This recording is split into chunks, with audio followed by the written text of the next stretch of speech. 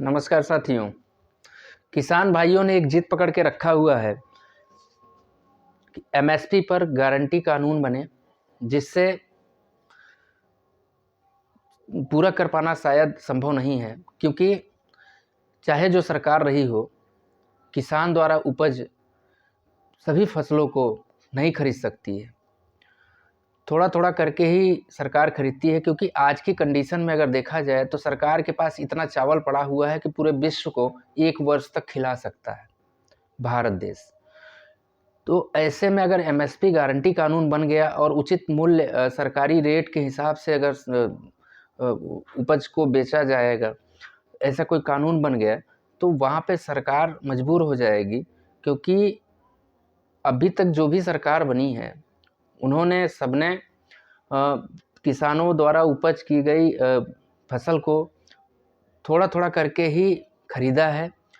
और अगर गारंटी कानून बन गया तो इसका मतलब है कि सरकार को ही किसान चाहे 100 कुंटल पैदा करे, चाहे 1 लाख कुंटल पैदा करे, पूरा किसान भाई किसानों की जो फसल है उसे सरकार को खरीदना होगा।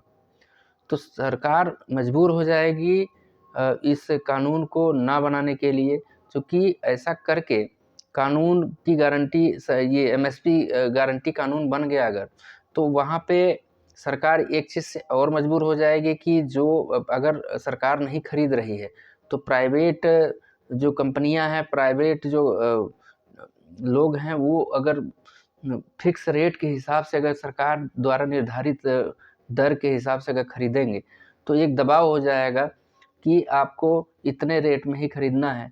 वहाँ भी चीज़ें सफल नहीं हो पाएंगी। तो एमएसपी गारंटी कानून सरकार कैसे बनाती है यह विचारणीय है, क्योंकि यह बनाना इतना आसान नहीं है।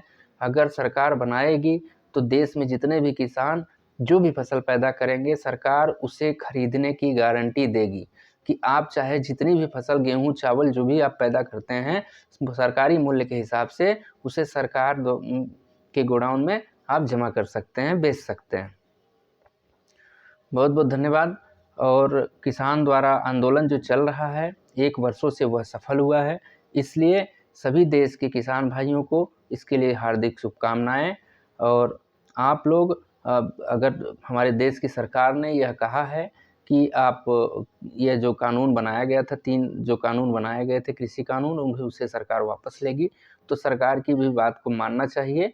और जो ये भी आंदोलन और धरना प्रदर्शन चल रहा है उसे बंद करना चाहिए। बहुत बहुत धन्यवाद। मैं पीयूष तिवारी, मिर्ज़ापुर ज़िले से।